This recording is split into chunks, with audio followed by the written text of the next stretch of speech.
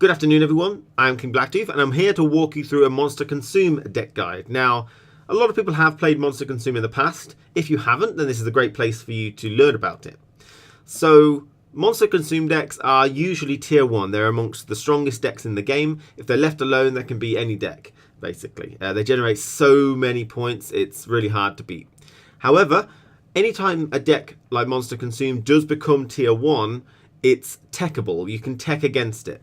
And tech cards like Mandrake do an excellent job here. The way you beat this deck is by denying Neckers at the start of the game, by banishing them, transforming them, stealing them, or some other way to just stop them getting the Neckers. If you eliminate all the Neckers, then the deck basically is ruined.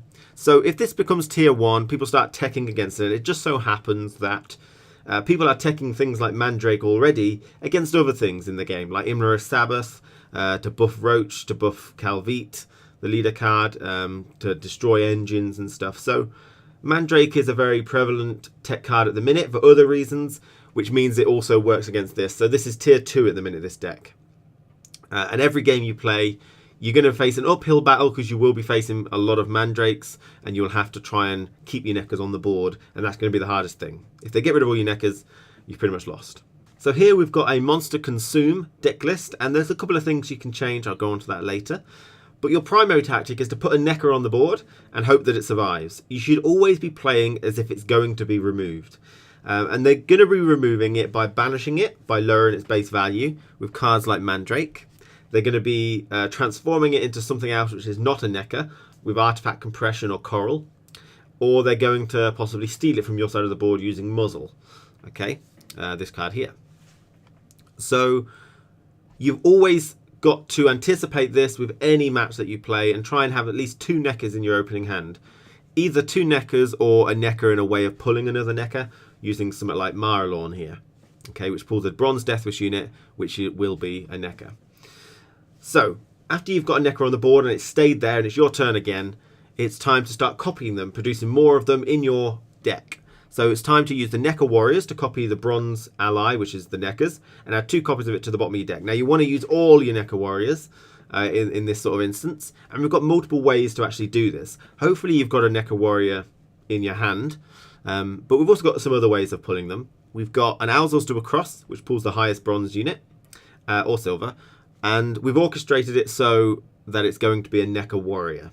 Okay, so make sure nothing goes above 9 strength if you decide to put some extra cards in. We've also got Slyzard, which can eat a Necker Warrior from the graveyard and pull another copy. And we can orchestrate that again by using a Vran or using a Forktail to eat a previous Necker Warrior that we played. So it goes into the graveyard, so we have access to another one with Slyzard. And you should have used all your Necker Warriors in round 1, copied all your Neckers, and now it's time to go into the 3rd stage of the particular tactic for this deck. So the 3rd stage is to start to get this Consume train going. Now Neckers, if they're in hand, deck or on the board, they boost by 1 whenever a Consume happens. So now you've got like 7 or 8 in the deck. The idea is to consume everything else. Use the Vran Warriors, use the Forktails, use your leader card, you know, use Slyzards and everything to eat all the stuff that is not Neckers at the minute. So eat your Slyzards, eat your Necker Warriors, eat your Maralorn if you played it, eat other Vrans and other Forktails, you know. Just optimize how many consumes you're going to get and start eating all your stuff. Now you have made quite a few low tempo plays, so you know, placing a 4 on the board is not particularly high, placing a 9 on the board is not particularly high, placing 8 with Maralorn and Necker is not particularly high. So you're probably at this point below in points, so you can start eating Neckers. It's absolutely fine to do that. You should have about like 7 in the deck or so. So eating your Neckers is really high tempo, because if it's 10 strength, you'll eat 10 strength and it'll get replaced by another 10 strength, which is really strong. So it's absolutely fine to eat these, and you should be encouraged to do so. Winning round 1 is very nice for you, and usually Monster Consume players don't mind going down a card or 2 to win round 1, because then they can dictate round 2 and go for a very short round 3. So that's your aim for round 1, okay? First, put a Necker on the board, have it survive, copy all your Neckers with Necker Warriors, and then consume loads and loads and loads of stuff, and then start digging into your Neckers to try and win round 1. So in round 2, you've got two options. If you win round 1, you can dictate how it goes. You can opt to go for a longer round 3 by dry passing, or you can opt to go for a very short round 3. Okay? If you opt to go for a very short round 3, the idea is that you have a Brewers Ritual and you have something which consumes at least 2 units. So your leader card or a Forktail. Okay? Or possibly Phoenix to resurrect a Forktail. That is your short round 3 win condition. The Brewers Ritual will resurrect 2 Bronze Deathwish units, so you'll resurrect 2 4-strength Neckers from the graveyard, and then you'll consume both of them with the Forktail, and you'll get replacement Neckers. And those replacement Neckers should be something like 18, 20 strength after all the consuming you've done. So that is your short round win condition, which should be pretty much unbeatable. However, you can opt to go for a longer round 3 by dry passing round 2. And you genuinely want to do this if you feel like you've still got a bit of consume train to go, and especially if you've got like 6 or 7 Neckers still in your deck because you didn't really get them out in round 1, then you probably want to opt for a longer round 3 so you can get through all of those. But it also depends on your opponent's deck. If you feel like they're going to do well in a long round, like they're Axeman or something, then you want to do all your consuming in round 2, go through loads of Neckers in round 2, really push him very hard, and just keep the Brewers Ritual and Forktail or your leader for your short round 3 win. Okay, so that's generally how this deck wins. First of all, place your Necker down, copy all your Neckers, do loads of consuming. In round 2, either do loads of consuming and then a short round 3, or go for a long round 3 and do loads and loads of consuming. Okay. We've also got some other interesting cards. I mean, we've all used all our bronzes. They're all very integral. We've got Mandrake alongside Wispest to pull it. And this is very much for things like Imlerith Sabbath that you may encounter. We've got Marching Orders. That pulls a Slyzard, which is very important. A Monster Nest. Now, a Monster Nest has a lot of good options. If I just right-click here, we've got a few good options here. The most notable ones are going to be a Ghoul, to just as another consumption trigger. We can eat something in the graveyard that's probably an 8 strength or something. It's okay. We've got Barbagatzi, allows you to consume one of your Neckers, which means it'll get replaced, and also carry over if you really want it, but usually you don't use it for that. And Araka's Behemoth is one of probably the most important here. Whenever you consume a unit, it spawns an Araka's Hatchling on a row and repeat up to 3 times.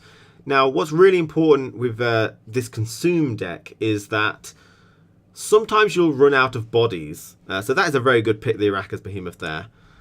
You'll run out of bodies. Like, you want to start consuming things, you know, but you haven't got an awful lot of stuff to consume. So by playing the Araka's Behemoth, you get loads of bodies for free, and that'll allow you. Because if you run out of bodies, then your Forktail will have to start eating your Vrans, and it'll have to start eating your Neckers, and then you'll play another Forktail, and have to eat the Forktail from before. And then you start consolidating all your strength into like a 60 strength Forktail. And it's a bit dangerous for Scorch and Mandrake and all that kind of business. So it's really nice to have Araka's Behemoth stay on the board to get all these extra bodies, which is really nice. We've got Osral. Now this is generally a very flexible slot. You can go for a Summoning Circle, so that if you play a Necker and they play a Mandrake, you can Summon Encircle another Necker just for safety, which is a really nice thing to do. You could also go for the Operator, so that you can give a Necker, create duplicate Neckers for yourself and give one to the opponent, which they won't be able to use. Osral is here to deny Great Swords and is a consume trigger. So he's really got the graveyard denying aspect to him, which is really nice. Royal Decree, which is obviously very important for reliability issues for Brewers. And Phoenix can revive a Vran, Forktail, or Slyzard. Now, Araka's Queen is also just like good consume triggers as well. So that's it for the deck. Let's go into some games now, pretty much, and you'll see how it's supposed to be played. And also the difficulties. You definitely will see some difficulties while you're playing Monster Consume. Okay, my opponent is Francesca Finderbear. It kind of says it's probably hand buff, but we'll see. So we need like at least 2 Neckers in our opening hand. We've got 1 here, and that's it. So we don't need the Mandrake because we've got the Wispest, so we can get rid of that. We've got a second Necker, which is great. That's a Necker Warrior. And that's the Slyzard. So I think we probably only need one Slyzard for now. So I'm going to get rid of that. Again, I think I'm going to rejigger that. Try and go for that extra Neca Warrior. No. Okay, that's fine. So, first opening play is Bravery. I'm going to put Maralord down first, because they might think that I don't have any Necas in my hand. So this is a little nice sleight of hand you can do. By playing Maralord, they may think, oh, he's got no Necas in his hand, so he might deal with it. But they'll deal with it anyway. So let's see if he's got an answer. If he just damages it, it's not a big deal, because then we can at least use some Neca Warriors, because it'll get replaced. I just put my Gwent up on you. Alright, unusual. So, okay, survived. So that's the first aspect done. Let's pull our Neca Warrior. We don't have one in hand, which is unfortunate. So here we go. So this is quite important where you put it. You don't put it down here. You want to put it somewhere on this line here, not on this side, because you want to eat this first. So if we put it there, copy that. Now, we put it there so that when we use the Vran Warrior, it'll eat it. So we can access it with a Slyzard, another one. What? And we don't want to eat the Neca straight away. So by putting on the furthest part away like this, it means that we want to eat through all this stuff before we get to the Neca. Because we don't want to eat it straight away. We've still got more copying to do. So at this point, this is a vulnerable point for a lot of people, especially if you're playing against Nilfgaard. They've got a card called a Sire, which can put that back into your deck, and that kind of denies your Slyzard. So that's an advanced technique a lot of people could do. I think he's just trying to push me out of the round by getting a lot of value, because it's a bit early to play that, I think. We'll see. So, okay, so we've got one Neca Warrior in the graveyard, so let's use the marching orders to get a Slyzard. Again, I'm going to put it there, because I don't want to eat that Neca anytime soon. Put that. Now you do have to be careful that you don't want really your Vran to go up to like 50 strength by eating all the big stuff. But I don't think I actually have access to another Slyzard anyway, so I'll put it over here somewhere. I don't have access. That doesn't need to die yet because I haven't got a way to pull it out. It's unfortunate. So it means we've only got 5 Necas, which is less. Okay, that's good. Good movement. And this is where the consolidation of value starts to come in. You'll see what I mean in a minute. If I put that there, then that's going to get really high. Then that's going to eat that and get even higher, and it's going to be crazy. So I've got Brewer's Ritual on the Royal Decree. What we're going to do, however, is that's not going to go off yet, so I'm going to try see if this survives. Again, this is a really good card. I'm going to put it over here because I don't want it to get eaten itself. Anything that it spawns will go on the right. See if it survives. Have strength, my love. Oh, I don't know. Could be an Alzor. This moment. No, okay. This is it fine. already. It's got a lot of value here. We need to start doing some stuff. I think we're going to... Ooh.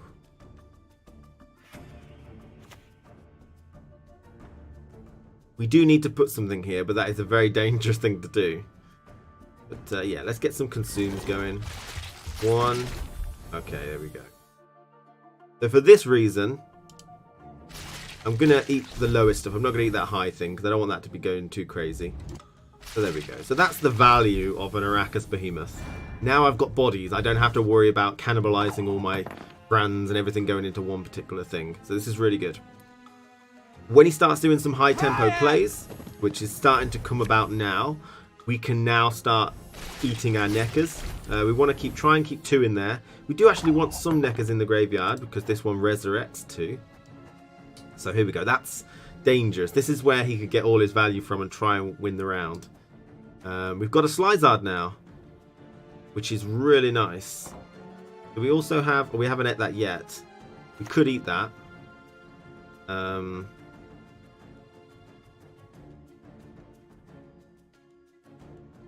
I'm going to eat that. I'm going to put it there just in case. You don't know how long it's going to go on. I'm going to eat that, and I'm going to eat a Necker. Just to get that big tempo swing. There you go. Necker replaced. Now, we could get the other Necker warrior out, because I've got one there, and I've got access to the Slyzard with the Phoenix to resurrect the Draconid. It's a bit late, though. Might be the only thing. It might be worth saving the Phoenix to resurrect the Vran or a Forktail later on. I do actually need some way to consume the Neckers that I resurrect. And so far, Phoenix will guarantee me Forktail. So I'm going to keep hold of that. I'm not going to go for the extra Necker Warrior. Because remember, any Bronze Ally I copy now, it's a default copy. So it'll be 4 Strength Neckers at the bottom of my deck. Which means they're not going to be very good here. There you go. That's his value. I went first. Generally don't mind going down too many cards. We can resurrect it. Like I said, it's we can get Slyzard, which will get me a Forktail later. It does seem like we'd want to push. And if we do want to push, we resurrect the Vran and eat a Necker. So I am going to do that.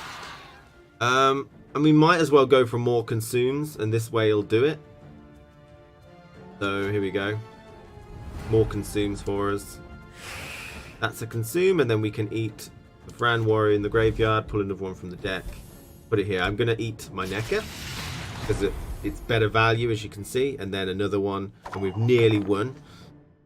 We can use her Mandrake to just get a bit more value.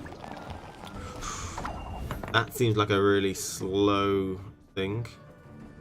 The Mandrake would take 11 off. Again, we don't want to eat all our Neckers, so we actually only want to eat one more. So we do want to be careful. I might eat that first. A word once given, we never break.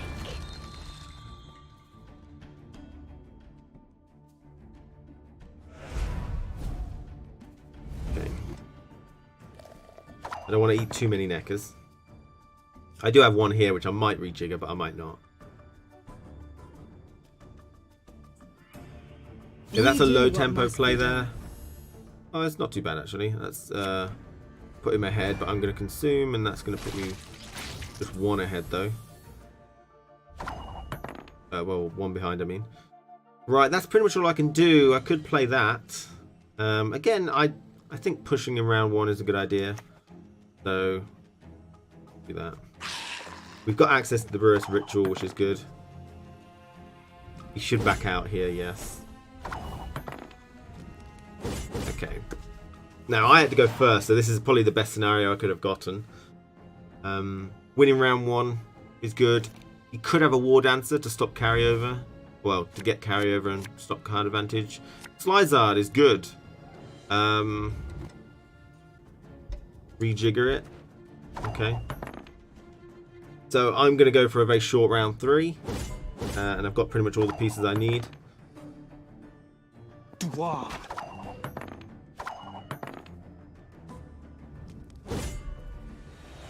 Whatever we get here, I probably won't rejigger it, because I don't want to get Burris Ritual. Unless I get Burris Ritual. Oh. Okay, we can use him on a Necker. We can use it on a Necker Warrior if we feel like we're doing too many consumes. And we could also use it on a Vran, so we're going to leave it like that. Okay, his turn. And this is the short round power, and let's see how it goes. What we do have to worry about a little bit, we do have card advantage here. Do this then. Burris Ritual. Into 2 Neckers. One there. One there. Okay, so I'm not going to read both of them at the same time because they might be the same value. Don't know. Is he like Elias or something? No. Okay. So we'll just slow down eating these first. We'll just keep consuming. So let's go for the Vran first. We've got, now, one of the biggest things is Necker management. We've got 3 in there. I can get 2 with him, 1, 2, and I can get 1 more with him. So it's all about Necker management here. Let's do that and that. The reason I did it staggered is because, again, I don't know whether these Neckers are going to be both 19, and therefore he just scorches me with Shuri. No. Here we go. So, 1 more Necker, easy value, and then eat the unit first so the Neckers get buffed, and then eat the Necker, get the last Necker out. So, Necker management, eating units before eating Neckers so that the Neckers get buffed, and as you can see, value in a short round 3, if your combo is complete, is huge. Okay. Now, I think his Elias was a little weak, but there you go. Now, the thing about that particular game, he didn't stop me. He didn't once kill anything apart from one particular Vran. And as you saw, I went really hard in round 1, used everything I had. I used most of my Neckers. And this is how the game really should be played. But that didn't demonstrate how difficult it will be on average when you're facing Mandrake and Artifact Compression. So I'll try and play another game and see if I can just clip in a bad scenario, a scenario where we are going to struggle at the start. He's playing his spy, so this is coin of flip. We were not the ones. Coin abuse Broover. We'll see what he does. Again, just hitting it for damage is not going to be that bad. So he's just passed. That's fine. I'll take that. And although I don't have a Necker in hand, we can get another one using Slyzard. You know, eat the Necker in the graveyard. It pulls another one from the deck. We probably will get some form of Necker here somewhere. No. Well, we'll get rid of Brewers Ritual. We won't need her for a while. We'll keep her on Royal Decree. Right, we've got a lot of those. So we'll go for a long round 2 here. Generally the way.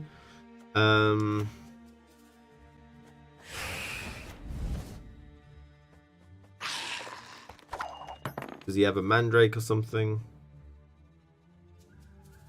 Yes, he does. And this has kind of screwed it up. This is an issue here. So we've got 1 Necker left. Let's go for a long round 3 then.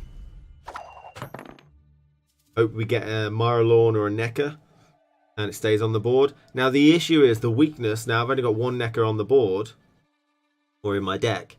He knows he can just damage it and kill it. Normally just, you know, hitting it with damage won't matter because the Death Wish will summon another one. But I haven't got another one left, so he knows that he can just damage it and things. So one particular option I have here is to possibly do some consuming first. I can get another... I'm going to get rid of Necker Warrior because that'll pull that. That'll pull it. And if we can get that Slyzard, then that'll pull the Necker. No, Monster Nest. So at this point, we actually don't have any way. We don't have any way of getting our Neckers now. So there you go. Now his deck usually has a lot of tempo in round 1, so a lot of points very quickly. We'll be playing low tempo, so he may be inclined to pass. We'll do that first, as always. Now we can reveal, you know, with his leader card and whatever, and that'll do damage. Now it won't do, let's say it's going to do 4 shots, right, of 2 damage each. It won't hit that for 4, and then another one comes out and hit it again. He's just going to Mandrake it straight away. That's fine. Now we need to play Maralawn and pull a second one from the deck. And let's see if he can kill that. Again, if he reveals, it can kill it. But then another one will come out and it'll be my turn. It doesn't... Like, if he revealed 4 turns now, it won't deal 2 damage, kill it, get replaced, 2 damage, kill it. It doesn't do that. So, here we go. I'm going to place it on the outside again because the Vran doesn't really need to eat it because we've got access to all of them. But we could choose to use the Slyzard. What he's going to try and do now is kill that faster than I can produce them. So I can tell that I'm not going to have much value, not many of them in the deck. And as you can see, tempo is huge here.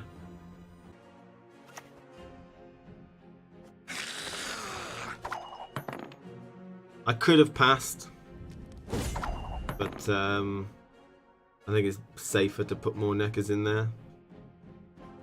I haven't got many ways of getting another one out. Do. So let's get a Necker on the board.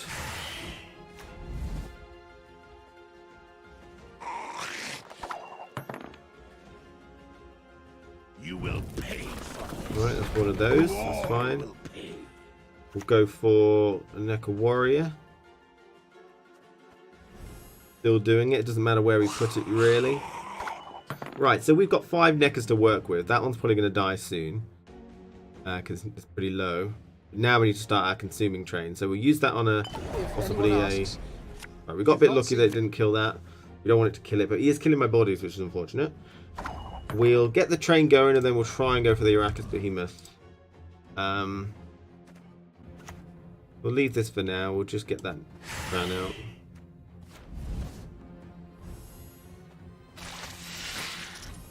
Because that Vran, these Slizards have no targets. Well, they do have Neckers as targets, but really we want that Forktail of Vran, and these will probably either die naturally, or I can eat them and then put stuff in the graveyard for it. So that's one particular thing. What's he going for here? Okay. This is a good time to get the Arrakis Behemoth out. I'm going to put it on a different row. Bear in mind though that it probably will die. It's always a very scary thing. Generally don't think he has much removal apart from Leo. And he used Leo then. Alright. Stop me getting my body. So now we are going to consolidate into one particular card, and as Nilfgaard, you know, Scorches and stuff are quite rampant. So it's pretty worrying. A word once given will never be. Might as well weaken a unit.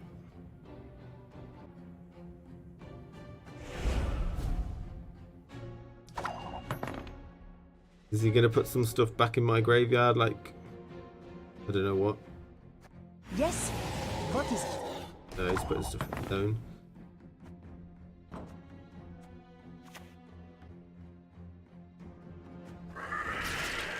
So we're going to eat that Vran, because again I don't want to consolidate too much value.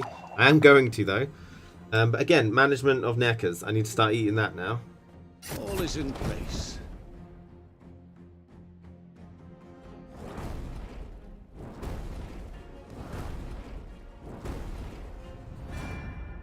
Right, let's Lizard into a Necker, into a Vran, and we're going to use the Vran to eat the Slizard immediately, because we don't want it to die. We would like to keep the body, and then we'll use that to eat one, which will get me down to 3. That'll eat another. This might reach there. See. Eat that. Eat the units first, then eat the Necker. Then it boosts the Necker. And then we get a body. That'll eat that next turn. That'll put me down to 2. That'll have to eat all 3 though, unfortunately.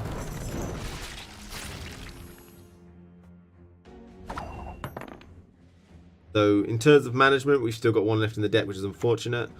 And this is quite a scary thing, really. Well done. You have to eat all 3 allies with this, so I'm sure we're going to get scorched. This is where the danger comes from.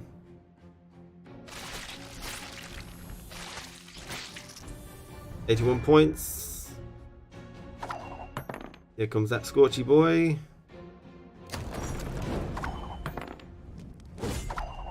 Enough of this! Enough, I said! And there you go. Yeah. So that was a good example of being quite difficult and also consolidating your value into one particular card. This is where things like Possibly Seleno Harpies if you want to try and introduce those somehow. Take out a Forktail, take out a Vran. Getting that Arrakis Behemoth is really beneficial. It absolutely wins you the game, because then you can eat all those small things instead of having to eat the big things all the time.